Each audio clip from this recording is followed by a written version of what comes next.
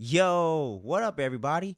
I'm your host, Will. Welcome to Fandom Frequency, where we get into the entire multiverse of pop culture, y'all.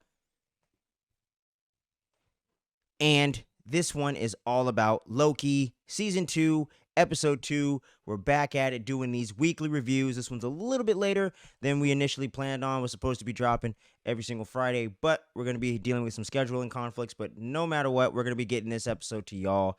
And here we are discussing it. Make sure you drop all your thoughts below the video, click all the buttons and everything, and show that support for the channel. But with no further ado, let me go ahead and get right into my overall thoughts of the episode. And for me personally, I definitely dug it. I don't think it was quite as strong as the premiere episode of season 2, and I definitely don't think this is going to go down as one of the strongest episodes of the series or the season.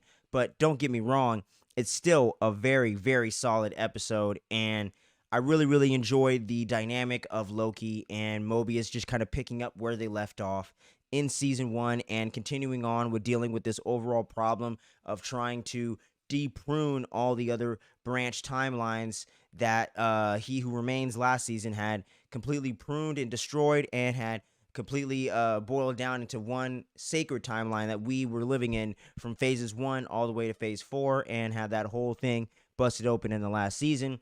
This continues here after they talk to Ki Kwan's character Ouroboros about the whole situation, and B19 with her guilt of pruning all these different timelines and then wanting to get redemption and get these people back and not take all these billions or trillions of lives across the multiverse here. So now they're continuing their search for Sylvie, and in this episode it picks up there with that and just the whole conflict that Mobius has with Agent X9, I think his name is, or Brad, as we'll go with this, because the whole title of the episode, Breaking Brad, is all centered on that TVA agent that was undercover in another point in the timeline of 1977 and now wants to completely live his own life there. And him kind of unraveling what the TVA is all about, with Loki kind of busting that wide open for everybody and everyone kind of questioning their place in the world and what their real purpose is and what they're missing on their timeline and where they actually come from and who they actually are, because they were essentially kidnapped from their timelines and made into TVA agents and brainwashed into believing all this in like a pseudo kind of Scientology-esque type of a cult kind of way, you know? So the whole dynamic of Loki kind of questioning Mobius and why he still wants to continue doing this and why he doesn't want to know where he comes from, and all these different conversations and points of view that they discuss throughout the episode, to me, are just so interesting and just really highlights Tom Hiddleston and Owen Wilson's chemistry with each other, not just as characters, but as actors in general. So I really, really dug their dynamic the entire episode. The visuals, once again, top-notch stuff. Loki Season 1 was no different. And with the creative team coming back here with some of the same people, some new people, they definitely carry that torch forward and continue that trend. It looks great visually. The score is absolutely fantastic. I can't remember the lady's name that does the score, man, but she does a really, really phenomenal job. And it's really, really good stuff. And the overall pacing of the episode, I thought, was pretty good. While a little bit off at sometimes, it never got boring or monotonous, and I was never like disinterested in what was going on. I just thought a few sequences kind of overstayed their welcome at times.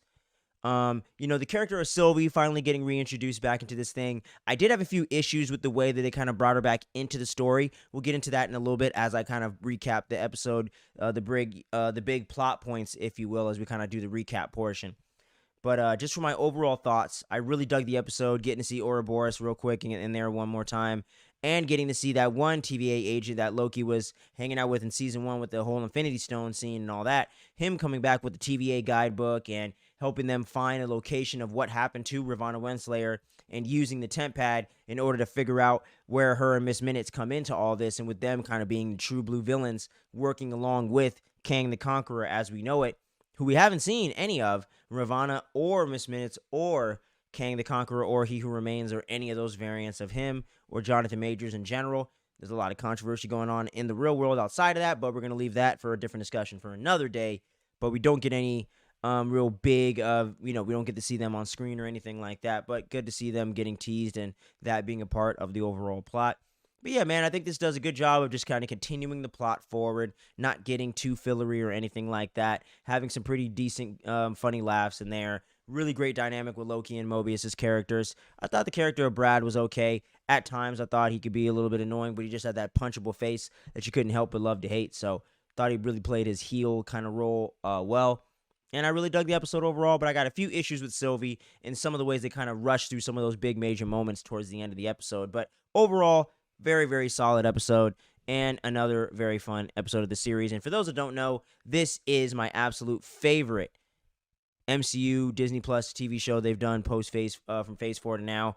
Absolutely my favorite. So definitely continuing to keep me entertained, that is for sure. But now, why don't we go ahead and get into the recap portion of this episode as we break down all the plot points from the beginning to the end, essentially. And it all picks up with Loki and Mobius going through one of their little time door portals into 1977, back in time to go to the to go to some movie premiere to go get Agent X9, aka Brad, and to get him back into focus and to help them overall with the mission to take out He Who Remains and stop Ravonna Renslayer and everyone else from pruning all those timelines and letting the multiverse be on its own and have its own free will and whatnot. And they're hot on his trail, and he starts kind of playing along, like, "Hey, what up, guys? How's it going? Glad you made it to the premiere and all that." And then he ends up just running off, and Loki's like, "Oh shit, he's running away, isn't he?" And Mobius is like, "Yep." So they start chasing after him. And this whole chase sequence was actually really, really fun. And since you're in the middle of the 70s, this fool ends up running into a bunch of punk rockers in this back alley somewhere behind the movie premiere and everything. And I thought that just totally played authentically, because if you were in London, back in the late 70s, height of the Sex Pistols, you know what I mean? The very, very beginnings of the Ramones, the very beginning, early era of punk when it really was DIY, down and dirty, in the gutter, really no mainstream influence on that really much whatsoever. I thought that played really well, and it was just ended up being Loki just pulling and using illusions on Brad in order to trap him real quick and to confuse him. And it's really cool getting to see Loki actually fully use his powers and really get into his mystical abilities.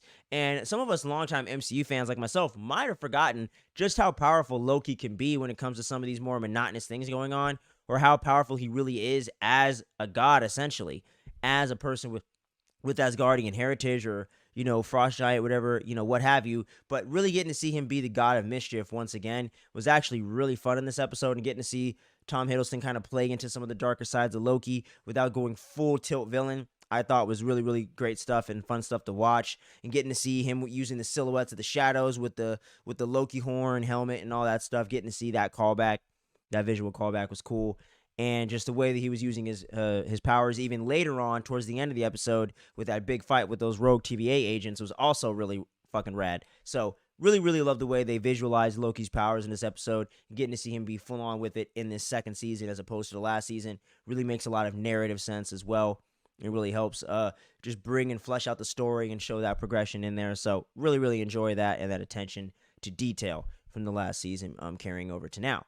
And as we go from there, they end up going back to the TVA after we get the title drop, and we pick up with Agent B19 talking to the TVA front desk agent there about the temp pad situation and seeing if he can actually get into it and get access to the information to figure out and pinpoint where her last location would have been, or where her temp pad would have had her at, and figure out where the hell is she at, where the hell's Miss Minutes. They're having a hard time trying to get all these prune timelines back into focus, and there's a bit of a divide going on with them and the other TVA agents in the fact that they all don't believe necessarily in going against the cause. They've all been brainwashed into carrying out for all this time for who knows how long. So that's a big plot point that I thought they definitely grazed over, but is addressed a little bit later in the episode for sure. And as we move on from that point, we get into the big old interrogation sequence with Mobius, Loki, and Brad, of course. And that was where I thought the actor that's playing Brad actually really shined the best and really was able to show his chops. And I really liked that whole back and forth with the interrogation of Loki and Brad, and the way that Brad was kind of deconstructing Loki and really getting in under his skin and really getting into his head, playing those mind games, was actually really, really phenomenal and fun to watch. And it was really cool to get to see Loki really processing what he's saying, getting somewhat upset about it, but able to keep himself calm enough and to de-escalate the situation enough. But once Mobius gets into the mix and Brad starts fucking with him, he can't quite hang with it and actually snaps on him. And it was really the first time the first time us, the audience, have really seen Mobius do that. So I thought that was really cool and awesome to see that play out in such a cool way. And just getting to see that range of Owen Wilson's acting, because a lot of people forget Owen Wilson is actually a pretty damn good actor when he wants to be. You know what I'm saying? He's done a lot of silly Zoolander 2s and all these kind of things over the years. And he's made some weird career choices, to say the least. But he definitely is the strongest actor of his brothers, and I think he can be a pretty damn good actor when he wants to be, Marley and Me and different things like that. So I do think he has the chops when he's doing those, Paul W.S. Anderson movies or whatever the fuck. I do think he actually does have some acting chops, and I think he really does show it here in the character of Agent Mobius. And then Loki kind of has to take him out of the room, let him cool down, and he kind of sits down with him and they eat some of that green pie or whatever, and they're kind of discussing the whole situation.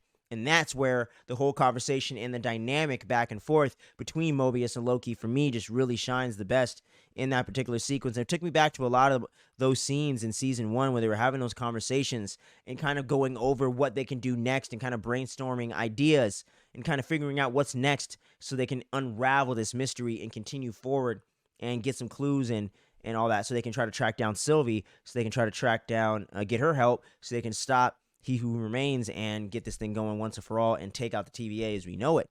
And we get to the second part of this interrogation sequence when they have this torture device, because Loki and Mobius have hatched a plan in order to essentially play him and play Brad, that is, and to play in fully into Loki's dark side and let him really chew up the scenery and really get into his head and really push him to the brink and make him break, so that way he starts giving him the information that they're seeking out, because they need to track down the whereabouts of Sylvie, because one, she's the whole cause of this whole bullshit going on in season 2 anyways, which is not addressed in this episode enough, in my opinion. And two, of course, Loki's still infatuated with her, still obsessed with her in that way, and still wants to know if she's all right and all that stuff. But she's also a very powerful ally against He Who Remains. And if they would have teamed up and stayed on the same page in the first season, this all could have been done and dealt with already. So really, really good stuff there. And I love the way that you get to see Loki really play into that darkness that you saw in the first Avengers film, in the first couple Thor movies, that really true blue god of mischief, and getting to see Mobius have to kind of play into it and have to kind of play into that and be like, oh shit, Loki, no, what are you doing? And I hadn't fell for it for a second, but I thought it was really fun getting to see Brad sweat about it, and then them using that tactic to their advantage in order to figure out that Sylvie, as we know from the post-credit or the last scene or whatever of the previous episode, that Sylvie was in 1980s or 70s McDonald's, I think 1982 McDonald's or something, in some place in the timeline, some multiverse, whatever. So now she's working there full time and absolutely loves it for whatever reason. And she does not want to leave, And Brad, once they get to this place, he's all shaky and being all weird about it. He feels like that they're he's drawing them into a trap of sorts, and sort of is. But as we continue forward here, they get to the McDonald's and everything, and Loki goes and approaches Sylvie and asks if he can talk to her in private, and they step outside of the McDonald's or whatever, and they discuss what's going on, and he gives her kind of a little bit of the breakdown. But this is where I start to have issues with Sylvie overall and some of the writing here, because I feel like she's treating him like an asshole and being such a bitch to him when he didn't do anything wrong. She's the whole entire cause of everything going on right now. And nothing that happened, and then the thing that happened at the end of the episode where all these other timelines they were trying to bring back got pruned out again, would not have happened in the first place, and the timeline could have been saved if she would have fucking worked with Loki instead of being all paranoid and not trusting him. Everything's her fault, man. This is all her fault at the moment, and it's not addressed, and she treats him like it's his fault, and he doesn't even say anything about it. And I don't appreciate that. I just feel like they're making Loki a little bit too much of a wimp in that way, and I don't feel like Loki's really that impish or that soft, I never really seen that side of him except for maybe with his mother, and she's not his mother, And I get that she's another side of him and all the infatuation things and all that and the feelings they have for each other, but still, come on, man. She's the whole reason why this is going on, and she's like, I don't want to go back. Fuck you. I'm done with this shit. And I'm like, stop being such a bitch to him, man. Like, really? And then Mobius is over there talking to Brad inside the McDonald's, and he's like, all right, man, why are you so jumpy and shit? You're making me nervous, and now I feel like something's about to pop off, and that's because something is popping off, because they end up going back and figuring out from Casey and the other people working in the TVA that these other rogue TVA agents have been bombing the timeline the same way that freaking Sylvie did in the previous episode, where she did it in the reverse, where she caused a bunch of Nexus events that created a bunch of branch timelines in order to put the TVA's whole entire endeavor into chaos. They did the exact opposite and are bombing them in order to prune them out of existence in order to streamline them back in to the singular timeline. So that I thought was actually a very cool and unique idea. Not unique, but a very cool and interesting idea that they could have really fleshed out as a cliffhanger for this episode and got into the next episode, because I felt like they kind of rushed through this plot point a little bit and we didn't get time to build up to this big climactic moment. And while the showdown between Sylvie, Loki, and Mobius and these agents is pretty kick-ass, because we get to see Loki and Sylvie really unleash with their magical abilities and really go full on with it, especially with Loki really getting to let loose because he wasn't able to 90% of the time in the previous season. As I mentioned earlier in this review, really dug that aspect of it as well, and the whole sequence playing out, and really goes to remind us, the audience, that Loki is a pretty bad motherfucker when he wants to be, and unless you're on that kind of Thor level or on a certain power level in the MCU, Loki's got you beat, and he's pretty high up there, man. You know, we've seen the Thanos, we've seen these different kind of really high stakes villains, but we do kind of forget that Loki is pretty formidable in his own right when he's in the right situation. So I really dug the way that this whole sequence played out. It was filmed beautifully. I'm not sure exactly who directed the episode, but I thought they did such a great job with that, and it was such a really cool sequence. And apparently, though, they're too late. They get back to the main hall of the TVA and look on the screen to see the overall timeline and everything, and they have completely wiped out just about every single other alternate universe. And Sylvie's like just straight up devastated at the end of the episode and is pissed off and ends up leaving. My question wasn't all these other timelines just erased? So where the hell did she go back to? Did she go back in time in that same timeline? I guess that's what we would have to assume. But overall, I dug the episode, but I thought they kind of rushed into that big climactic event, and I was a little confused by the end of it, because I'm like, okay, well, so how are they supposed to reverse this? Can they not? I was a little confused about exactly what's going on with the war with Borealis, and how all this is going to tie together and kind of continue on for the rest of the episodes, and how they're going to fix this issue, and exactly where this leaves them. I'm a little confused on at the moment, but we'll have to wait and see for episode 3. We're not too far away, of course, but I really dug the episode overall. That pretty much covers all the major plot points, I'm pretty sure. I don't think there's a post-credit scene, if I'm not mistaken. I'm checking real quick on my Disney Plus app. I don't think there was one. But yeah, so that pretty much covers all the big plot points and everything like that. Once again, I dug the episode. It's solid. I'll give it a 7 out of 10. Not nothing that was necessarily something to go home and write about, but was a damn good episode of television. That's for damn sure. And I can't wait to see where the rest of the series is going to go, because a lot of the critics and YouTube reviewers and people like that in the movie pop culture kind of space had the early reviews and had the first 4 episodes, and we're all saying that episodes 1 and 2 are good, but 3 and 4 really kicks it into high gear. So I'm super duper hyped to see what's going to be in store for us for the rest of season 2 of Loki. But let us know what you thought about this latest second episode of Loki season 2. Are you loving it? Did you think this was a really huge misstep? Was the McDonald's product placement a little bit too obnoxious for you? I did hear some complaints online and see some other people kind of critique that quite a bit, and that seemed to really bother them. Me personally, didn't bother me, but I can understand where people are coming from in that regard. I just thought it was such a smaller part of the episode. It wasn't that huge of a deal. It wasn't like the Power Rangers remake with Krispy Kreme. And for those that know, if you know, you know. But yeah, so make sure you let us know what you thought about the episode and the second season of Loki in general. Are you even still into the MCU right now with all the big mixed reactions to everything and all the ups and downs and lack of cohesion and stuff of that nature? Where are you at with your overall fandom of the MCU? Where's your excitement level for it right now? Have you been enjoying Phase 5? Has Phase 5 been a bust? All those questions and more.